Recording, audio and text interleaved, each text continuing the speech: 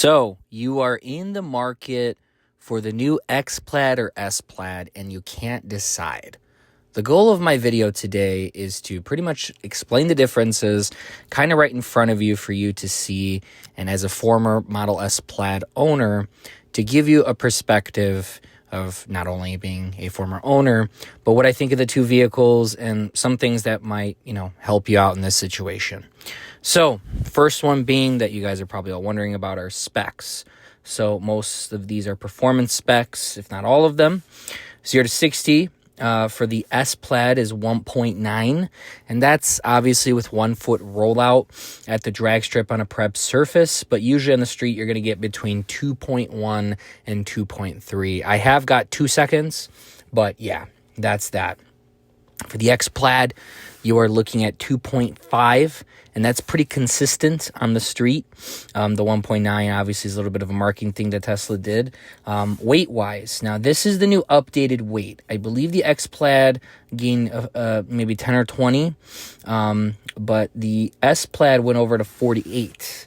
The S Plaid used to be 4,700, so it got a little bit heavier, but only a 600-pound difference, which is crazy to think about, because both of their top speeds are 1,020 horsepower. Top speed. So this is where it gets a little bit controversial. First, the Model X Plaid is 163. I believe it's always been around there, not much different. But the top speed that they do 200 still requires you paying Tesla $15,000, dropping your S Plaid off at the service center and getting what's called the track pack. So if you go and customize your S Plaid on the Tesla website, and you will see there's a little underline under the 200, and then it'll direct you to Tesla store where you buy the track pack. So I have had a friend that tried getting the track pack installed before he took delivery, but they make you take delivery and then you can just leave your car there, and hopefully you have a service appointment the next day or two. If you don't, then you'll have to wait a month or a couple weeks, whatever time frame that your service center has. But the controversial thing about the top speed of the S Plaid is I'm saying that when you go to the 19s versus the 21s, you will see that the top speed, I believe, is 149 miles per hour. Now, I don't think that is completely software limited unless Tesla started doing something. I think that's more based on the actual tire, because when I used to have all seasons on my Plaid, it was rated for 185 and below, or I think even 160 or 70. But when I got like Pirelli summer tires or Michelin's, it would be 185 miles per hour plus would be the rating when you would look it up on Tire Rack or Discount Tire or whatever tire store you look at. Now, when you do go into service under the settings for the Model S and X Plaid, it asks which rims you're running, if it's the 19s or the 21s. For the X Plaid to be the 20 or the 22s. So then maybe there they might limit it, and that might be something new. But I think Tesla has always done that. And never said you could do 200 miles per hour on 19s from the factory that they have. Obviously, if you have custom rims and tires aftermarket, that's different. But that kind of sums up the top speed conversation. So like I said, it could be in the software of when you switch from the 19s to the 21s on the S Plaid, and that's always been there just so you can tell the computer to accurately get the range. But yeah, you need that extra 15K track pack in order to do that. So quarter mile, not huge of a difference, but it is 9.2 and 9.9 for both of them. Half mile for the X Plaid, I couldn't find anything online for that. But I've done 14.6 and 186 miles per hour in a S Plaid with a track pack. So that's how I know that. 60 to 130, 4.7, about 5 to about 5.2 for the X Plaid, which is crazy to think about given this is a 5,400-pound sedan. Specs-wise, that's, pretty much it. I didn't put the mile. I believe the mile on the actual S Plaid is, 22 seconds, or if not 23 seconds at 203 miles per hour. But those are kind of the specs. So hopefully so far this is kind of helping you out and decide, which one you might get. Going into range, XPlad over here, SPlad over here. Again, it comes down to what I'm pulling these off of Tesla's website.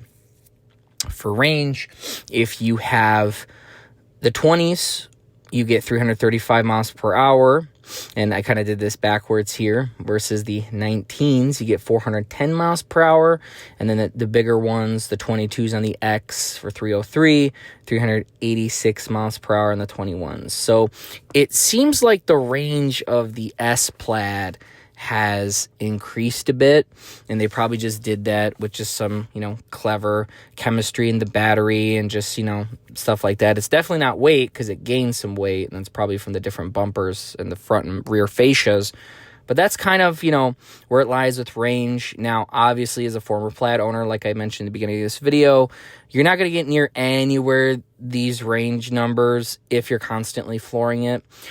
But the fun thing that I found out was that when you are flooring it and having fun on a summer day at a track or down in Mexico, what I learned is that your watt hours per mile, your efficiency actually stays below 400. And I'm talking about like really pushing it. Obviously, not constantly, but doing some pulls here and there. It's the S-Plaid and the X-Plaid are super, super, super efficient for what they are. And that's for doing pulls and having fun. So that's kind of the range estimates. Obviously, if you live in cold temperatures, this is going to be sliced a little bit. People say in half. When I ran my S-Plaid with the, heat pump and all that fun stuff, for me personally, I only saw a 20 to maybe 30% decrease. I wouldn't say 50%, so don't, believe everything you see online. But some exclusive stuff that obviously you can only get with the Model S versus the Model X. The track pack, which I mentioned is $15K to unlock the 203, is only available on the S-Plaid. You can't get that on the X-Plaid. I'm sure you can go to Unplugged Performance or Mountain Pass Performance or some other companies I'm not thinking of to get carbon ceramics for your XPlad, but you can't get that. So you guys understand what's in the track pack is carbon ceramics from Tesla ceramics, and that they designed, that they made. Steel brake lines, .4 racing fluid. It's all on their website. You can check that out. And the second part of the track pack is also getting the track pack rims, and that's an extra 5 Gs, so bring it up to 20K. And that's only if you're tracking it. I've driven on the street with those sticky tires, and they don't really hook well because they're not meant for the street. So that's essentially what the track pack is. And obviously it unlocks the software, and you'll see it under the software tab under additional information for your track pack Plaid to have that little where it says carbon ceramic. When it says brakes, it'll say carbon ceramics, and the 203 is unlocked. So compared to the X-Plaid, the S-Plaid is obviously lighter by about 600 pounds, 500 pounds. Has lots of room.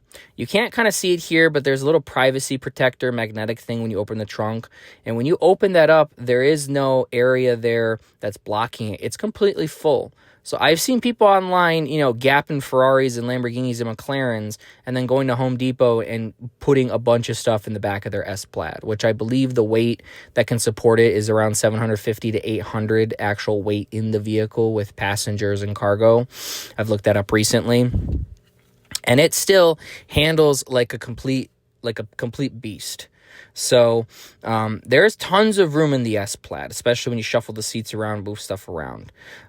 Definitely, in my opinion, the S-Plaid is more sporty looking than the X-Plaid.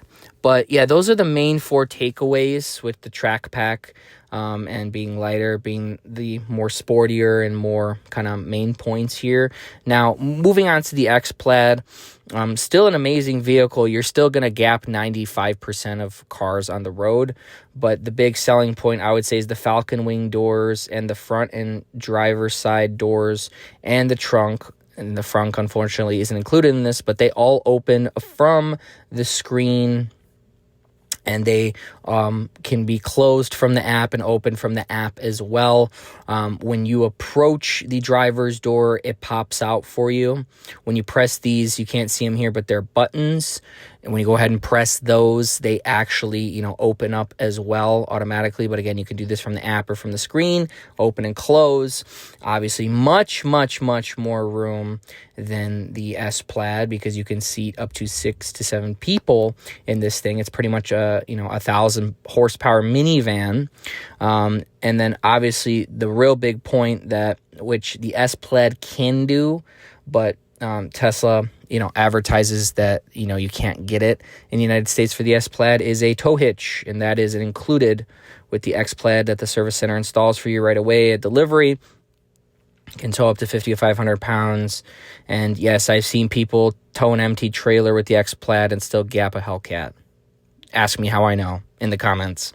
And, I kind of already mentioned this, but seats way, way, way more people than the XPlad, depending on your configuration. So price, between the X and XPlad, it's only about a $5,000 difference. So it's freaking crazy how much more room you get in the XPlad in the same drivetrain, and you're still going to gap 95% of cars on the road and seat your whole family and have all this extra room, and you can tow a trailer for only $5,000 more, which the trade-off is it's a little bit slower and a little bit heavier in the quarter mile. But, if you're not looking to take this to the drag strip and be the fastest thing on the street, and yeah, I would say the XPlad is for you. Tons of room, tons of technology, tons of everything that you would ever need. Now, if you have like a smaller family, like you and your spouse and maybe just one kid, maybe want to put some roof rack stuff up here, like, mountain bikes and things like that, canoes, whatever you're into, obviously that's included. And I think you can do that in the XPlad too, but only a $5,000 difference. Now, completely specced out, I didn't do that because if it was me personally this time around, I'd probably just go for an XPlad just for more room, because since I'm a Cybertruck guy now, I like more room.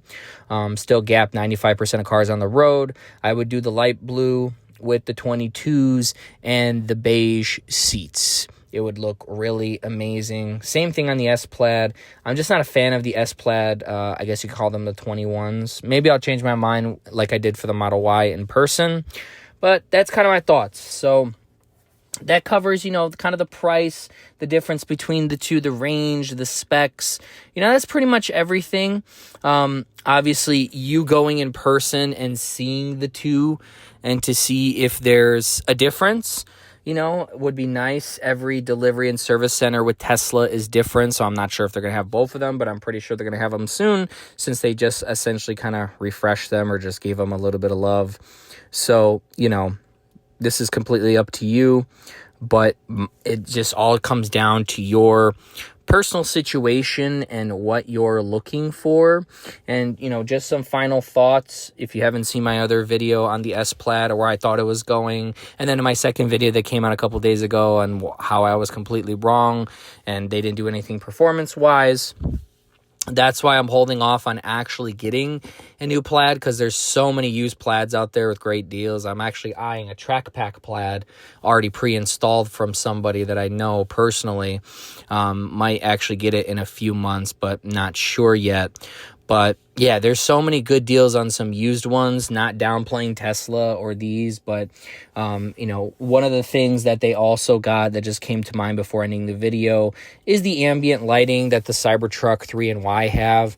Now, I have the ambient lighting in the Cybertruck. It's really cool, but is it a major selling point for me? Not really. I first, when it came out, I thought it was tacky, just like the German cars. But then when I saw it in person, it's actually okay. It doesn't make a huge, difference to me personally, but it's not, not that bad. It adds a nice touch, and you can kind of set it to match the aesthetic of how your setup is with your Tesla. So yeah, this is pretty much everything. I hope this video was educational for you and help you kind of, look at a side-by-side comparison to everything that the S and X Plaid offer. Again, with both of these, like I've mentioned maybe 2-3 times, 95% of cars on the road are not going to be able to gap you. And I can almost guarantee that, because when I ran my XPlad, it was so difficult to find somebody to actually run you down in Mexico or at the drag strip, or any proper, strip like, racetrack or something like that. So again, thank you for tuning in to Detroit Tesla, and I will see you in the next one.